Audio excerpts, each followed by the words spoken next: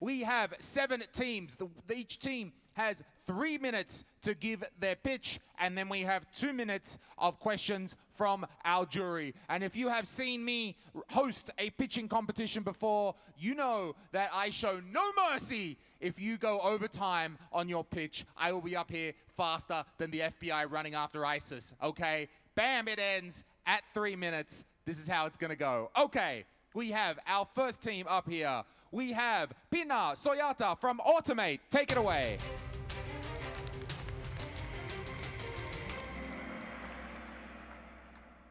Hi everyone, my name is Pinar. I'm the co-founder and CEO of Automate. How many of you are connected to Wi-Fi right now? Almost all of you, like me. We are connecting to our friends, our family, and smart devices like cars and home appliances. Every day, we wake up to a new data breach, and we usually do not care if we are not on the list. But tomorrow's cyber attacks will be much more complicated. A hacked coffee machine will burn down your house, or your car will be hacked and stolen. Cybersecurity will be our next big problem after natural disasters. Beyond those sexy and colorful applications, there is a sleeping giant called source code. And we are here to secure your world where it is most vulnerable, in the source code. While I was explaining the connected world, a company has already been hacked. Every business is a software business, and vulnerabilities are the biggest problems. Existing products in the market do not help. They are too slow and creating too many false flags. And you know why? They are using technologies which were developed 50 years ago. Automate solves these issues. We empower developers and managers to find vulnerabilities in seconds using a security model which is trained by machine learning. We predict and provide remediation samples to developers in order to help them to fix, and we even fix it on their behalf if needed. We got into this because we are a part of this market for the past 7 years. Cybersecurity spending will reach $3.2 billion by 2022, and it's growing by 10% per year. We have plenty of room to grow. We have a very simple business model. It is based on lines of code. If you are a large company, you pay more, and if you are small enough, you pay nothing. This we call the freemium model. Our marketing strategy is a vertical-based approach and direct and indirect sales. We will target banks and technology companies using our existing partners. We are a great team. We know how to grow profitable business from our previous startup, and our technical team has deep expertise in cybersecurity. Now you know what we are building and why we are building it. We are looking for 750K Thank you. euros. Your time is up. Done. Round of applause.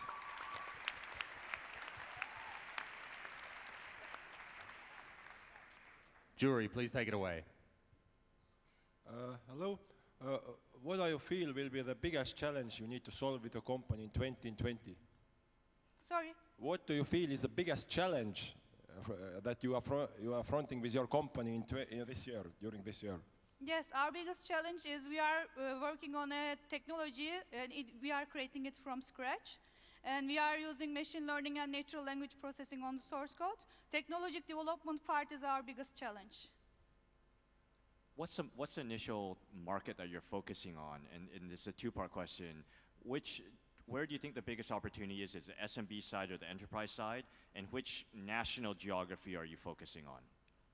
We are currently, geographically, we are targeting Europe, Central Europe.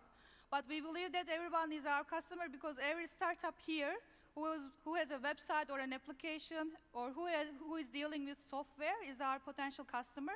But for us, the biggest opportunity is the huge fintech companies or technology companies with development teams with more than 500 people. Thank you. Okay, anyone else? No, we're all good. Okay, thank you, investors. you. Okay, thank you, Automate. Thank you. All right, our next team up here, it's Konrad Hanschmidt from Grid.io. Hi. Hi, everyone. My name is Konrad, and I'm the CEO and co-founder of Grid.io. At Grid.io, we're building the world's largest virtual power plant to enable more renewable energy and to empower an energy community. The reason why we do that is that we're trying to solve a problem which is keeping the lights on. That sounds pretty simple, but actually in any given moment in time, in the electricity market, you have to have a supply and demand balance. If there's too little or too much of one or the other, you get a blackout. Well, in this part of the world, we don't usually have a lot of blackouts, but it's because usually grid operators spend a lot of time, effort, and also $100 billion a year, which is the market we're tapping into to avoid these blackouts from happening. The bigger problem, though, that's going to come is the rise of renewables, specifically wind and solar power, which is expected to grow 10 times in the next 30 years. Now, on a days like this, when the sun is shining and the wind is blowing, it's all fine.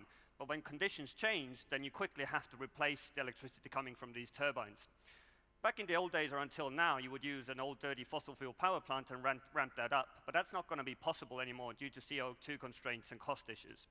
So we at Grid.io see that there's a major opportunity to use households like this or households like that to help balance the grid and avoid blackouts. So how do we do that?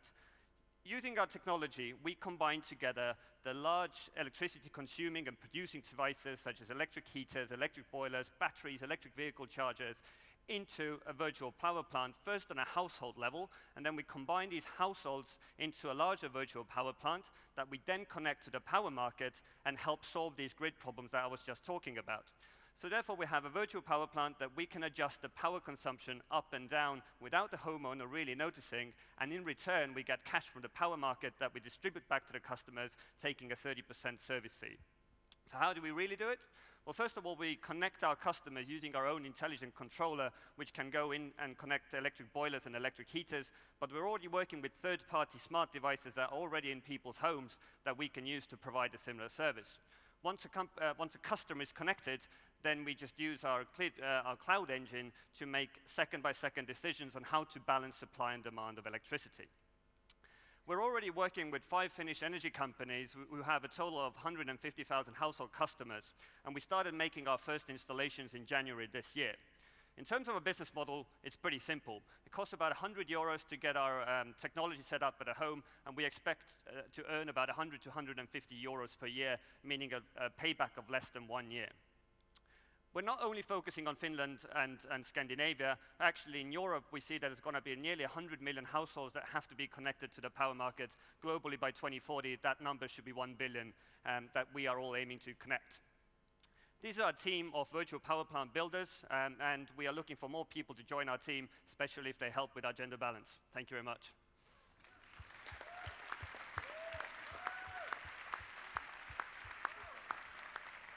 Jury, thank you. I've got a question. Can you see it being a problem in the future if there's too many people sign up? Can it imbalance the grid separately, or is it perhaps people think there's too many people on it and they're going to get too little money to share that they'll just lose interest? Do you see worry in there or not? So in the near future, we don't really see that issue, but the other thing is that we're currently connecting to a specific market to help balance the grid.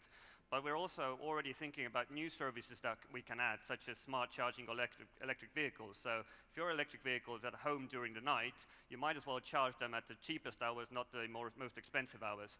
So actually, from a grid balancing point of view, it's going to be useful, and there's going to be plenty of additional resources to come in. And again, if we're going to be 2/3 of wind and solar power in Europe by 2050, which is the new goal, then I think we're going to probably have a shortage of balancing options, not the other way around. So this is quite a global problem. What about competitors? So I guess we have a lot of competitors among power companies, but what we tend to find is that they're not really moving as quickly as we are moving, and that's why we're working with a Finnish power company as well to offer that technology. However, when you look at the market, there's a couple of players in Europe called Voltalis and Tico that are trying to do the same thing. There's a couple of guys in the US who are trying to do the same thing. So of course there are different companies trying to do a virtual power plant. What our advantage is that on the one hand we have the lowest cost point entry right now that we know of in Europe in order to set that technology up, making the unit economics really healthy. And the second thing is that we are working on households and trying to combine many of the different devices there, whereas other guys are just using, for example, commercial buildings, which are much more difficult to optimize. All right, last question. How many households needs to be connected to make it really useful? Useful for investors or useful for the world? I think one is already useful for the world. To be honest, we're aiming to get to roughly around 10,000 households already next year, and that's going to be very useful from a Finnish grid perspective. I think globally we want to connect to 1 million households in 5 years' time. Very good. Thank you very much. Thank you, Grid.io. Okay, keep your applause going. Our next team is Edomus, represented by Maria Rahamägi.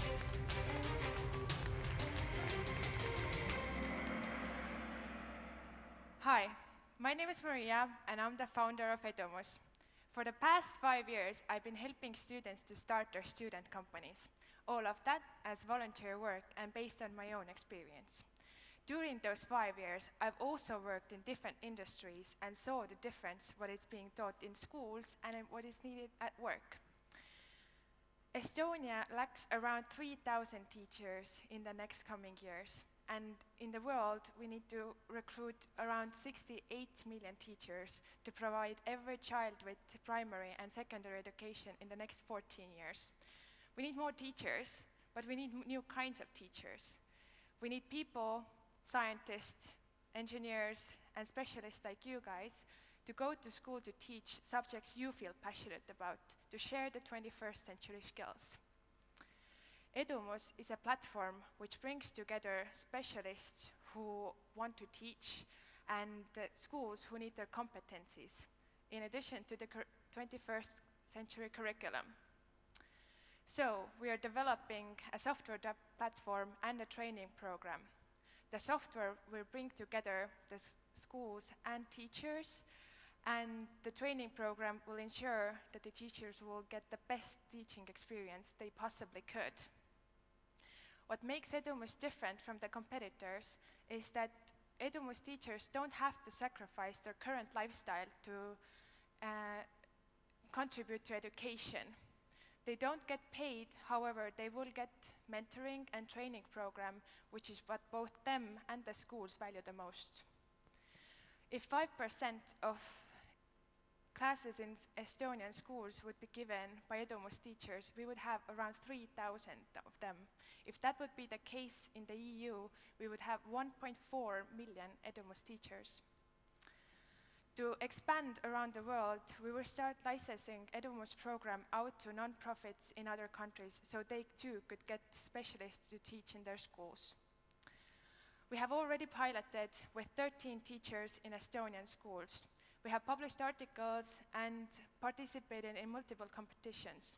I'm glad to say that we have also partnered with some of the largest employers in Estonia to get their employees to contribute. We are a team of professionals from IT, communications, and education. We hope in the next 5 years to bring 2,600 potential teachers to schools.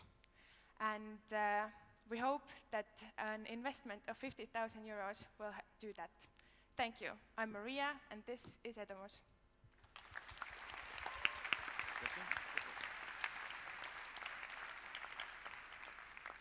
Thank you for the pitch. If you don't pay to the teachers, how do you find them? Oh, it has been actually quite easy. For this year already, we have found doing almost non-existent marketing around 55 people who were interested.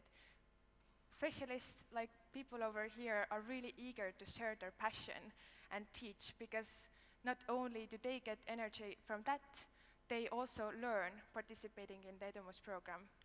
So what they learn is leadership and training skills. I also have a question. Is it like education initiative or is it a company? I would say Edumus licensing the program out to the other countries is a company.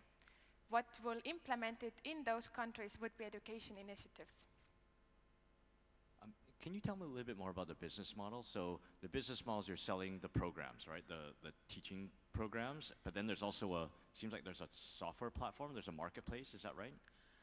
Well, exactly. On a local level, Edumus works so that the platform will help teachers and the schools get together.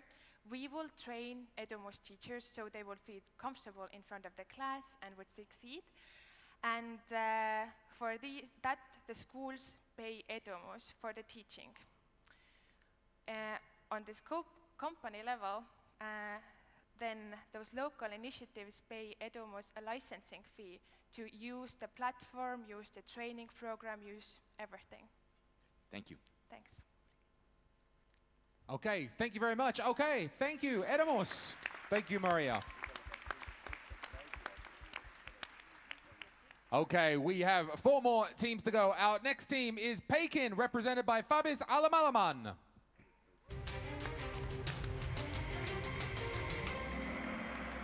Hello everybody, my name is Fabrice and I'm founder and CEO of Pekin. As you know, in the world, 2 billion of people live without financial services. They don't have access to bank accounts and financial services basically. Today, most of them would like to buy a product online or website like Amazon, eBay, or just buy a subscription on Netflix. But if you don't have a Visa or MasterCard, this is just not possible. This is what Pekin is trying to solve. We created an electronic wallet that comes with a built-in virtual cards that you can fund using the balance available in your prepaid mobile phone. So basically, we partner with mobile operators in all the country we operate to make this possible. And what makes us different from Revolut and N26 is that we focus in emerging countries where people don't have access to financial services, and we allow them to fund the wallet using mobile money. Maybe you don't know what mobile money is. A few years ago, mobile operators launched mobile money, which is a service where you can send or receive and spend money with just your phone number. Basically, your account number is your phone number. How we make money? We sell the virtual cards in app, and we take a transaction fees, 3.5% on each transaction. The market size in Africa is very big, and we have the highest potential growth.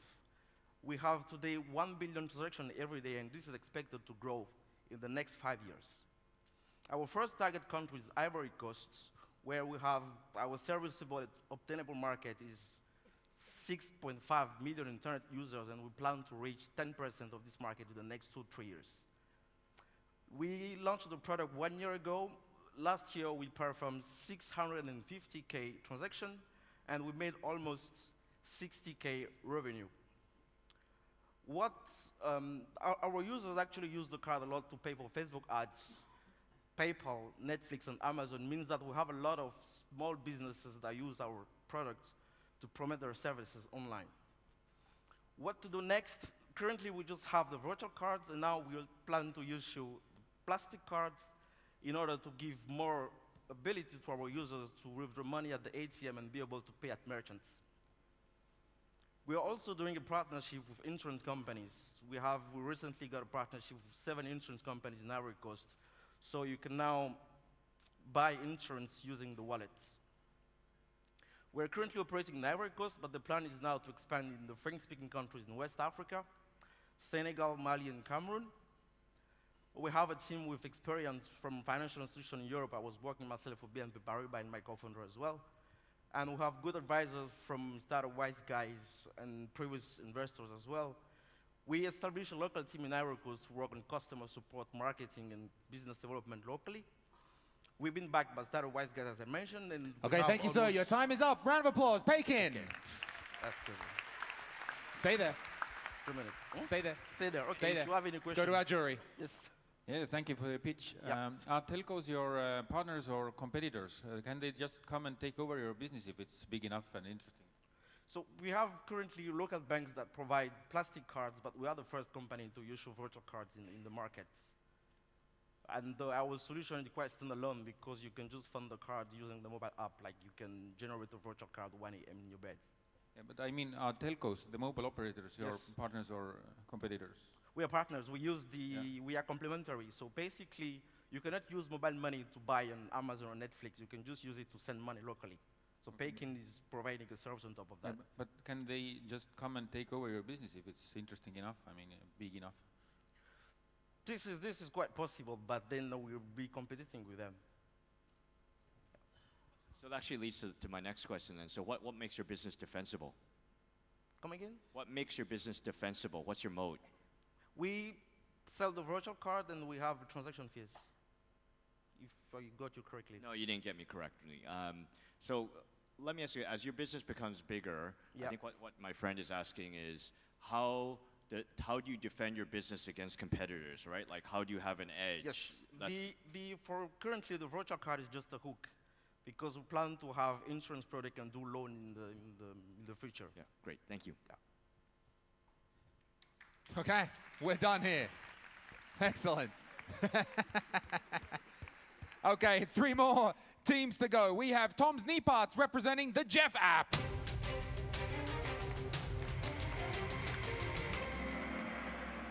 Hi everyone, I'm here to introduce you to Jeff, Tinder for Loans. Almost 2 billion people in emerging markets cannot access financing, making banks miss hundreds of billions in revenue yearly.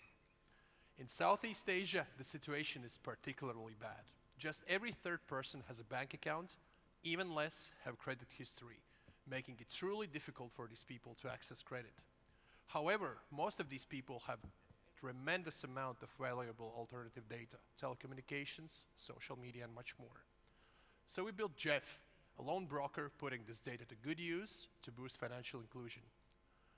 Starting with a conversation with Jeff bot, people gradually provide more information about themselves, unlocking higher level in Jeff app, which means more and better loan offers. Additionally, discounts from insurance, telco, and other industries come to the product over time.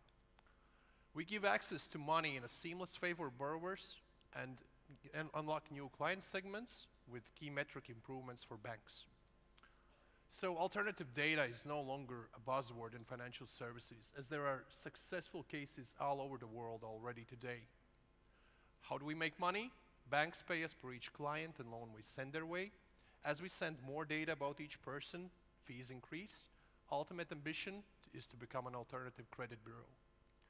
So opportunity we are after is huge.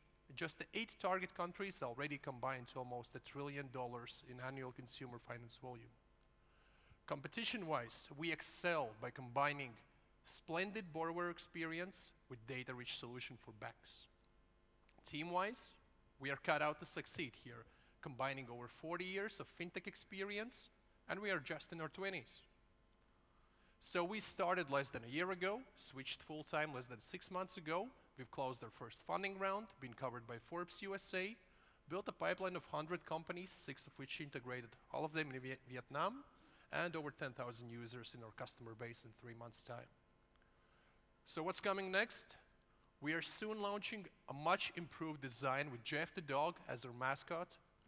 Few weeks after, we are publicly launching our mobile app, going from prototype to a deeply revised and profound user experience. Also, bank partnerships, steady and stable improvement of key metrics, and opening of seed round are just some of the items on the roadmap for the next few months. So thank you for having me, and ping me if you want to match borrowers and lenders together with Jeff. Thank you.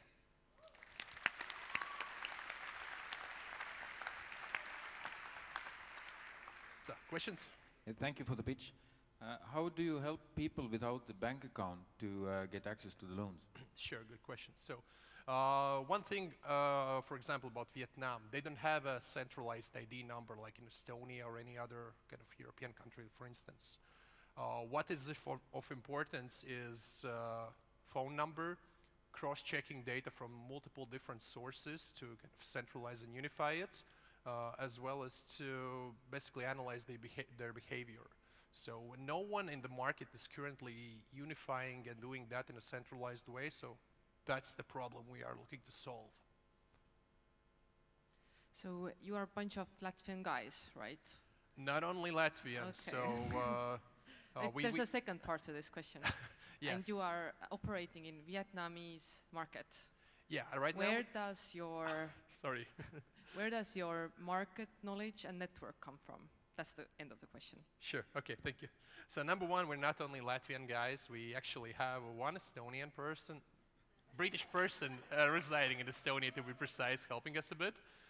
We have guys from Russia, from other European countries, but yeah, main team is Latvian. And there is a full-time Vietnamese person as business development manager there. So yeah, another question, Vietnam is number one market. After that, we go to Indonesia this year, and if things look well, maybe also Philippines by end of 2020. Do you need some banking license and some kind of license to do this?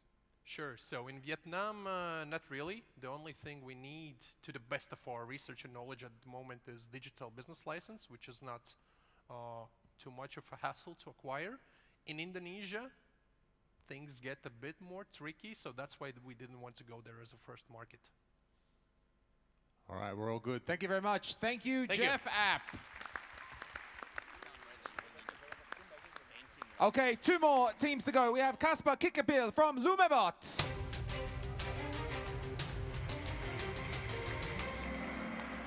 Hi, my name is Kasper. I'm the co-founder of Lumebot, and we develop autonomous street cleaning robots.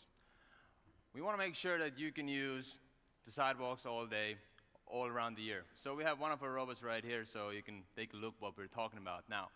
But why is that a vision, not a reality? Is simple. Well, the machinery used today is very, very heavy, expensive, and seasonal. What this means is that it needs to do the work really quickly to get from one area to another. Whereas our robots are a lot smaller, a lot cheaper to produce, and they're always on site. What I mean by this is, for instance, when it starts snowing, these robots are ready to work 24/7, making sure that all of our roads are always clean. More specifically, these robots are 500 kilograms, they can work for 4 hours, and it takes 1 hour to charge. So yes, they're battery powered. They're not only for snow. We do snow removal during winter time, when there is winter, and we do street sweeping when we need to do street sweeping. Today, we have a control center. This control center is fully cloud-based. We are able to control them ourselves from any distance we need them to. We can put it in US, and we still have a 0.5-second latency there, and we can work easily. Now, we're developing the autonomous side cautiously. We know how big our robots are. We know that they're 500 kilograms, so we've been developing it for 1 year, and we're not going to send them on the streets right away without having testing enough. So this is coming in phases. Our market is defined by weather, so we're going where there are all 4 seasons present, and we're focusing on the B2B sector, and this alone is already over 25 billion. We operate in the robot as a service platform, and we already started our service November last year, and we have a line of customers waiting for this product. There really is a vacuum for this solution. Our milestones for this year are pretty straightforward. At the end of the year, we will start our first pilot in Finland, and we already have controlled autonomy in controlled environment. We have this little thing, we're raising money.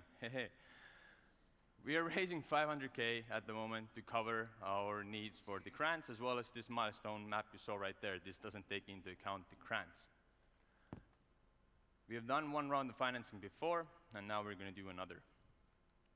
Our team of 9 has been with us for 1 year, so we've worked on it all the time together. We have 5 people working full time, and the rest are pitching in as much as they can, and trust me, there's a lot of hours in 24 hours. This is it in a nutshell. This is us in 12 months. 12 months ago, we were here with the small robot you can see. Then we had 6 months later, we had the next version, and today we are here with our latest version. We are ready to actually make it. So if you guys are with us, join us. Thank you. Lumebots.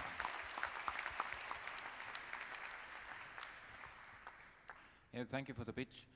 Where do you test and sell your products? We don't have snow here.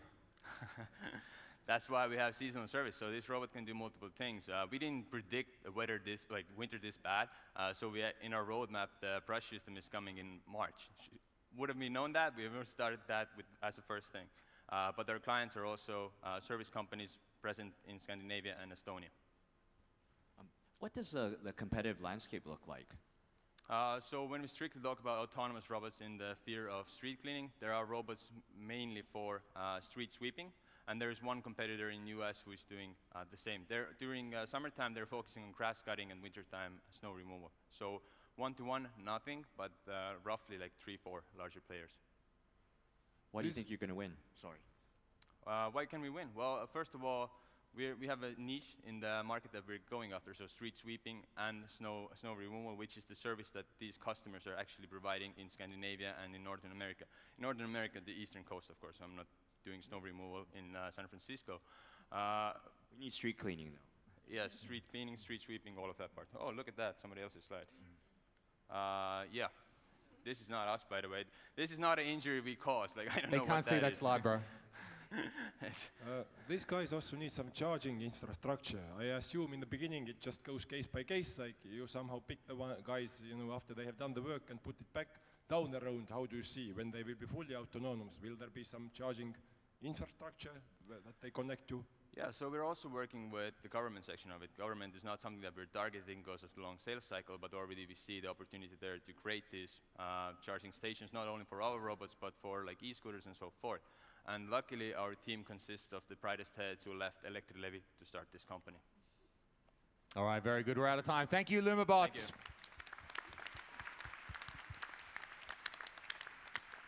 Yes, cute lines. There's a vacuum for cleaning services. Very clever. Okay, good. Haha. All right, we have one more team to go before our surprise performance. Please welcome Carsten Manholz from Cold Plasma Tech. Hi, thank you for having me. My name is Carsten. I'm CEO and co-founder of Cold Plasma Tech. At Cold Plasma Tech, we developed a Star Trek-like medical device that provides solution to two of the biggest problems in modern medicine. First, being chronic wounds. Wounds that don't close anymore. There are several million patients in Germany alone suffering from these wounds. And it costs the healthcare system 6 billion euros per year. It's a bigger number than it fits on the screen, actually. The second problem, even more scary, are multi-resistant bacteria. Imagine we're at the brink of being in the Middle Ages again, where antibiotics don't work anymore. So there are several millions of surgeries and a whole lot of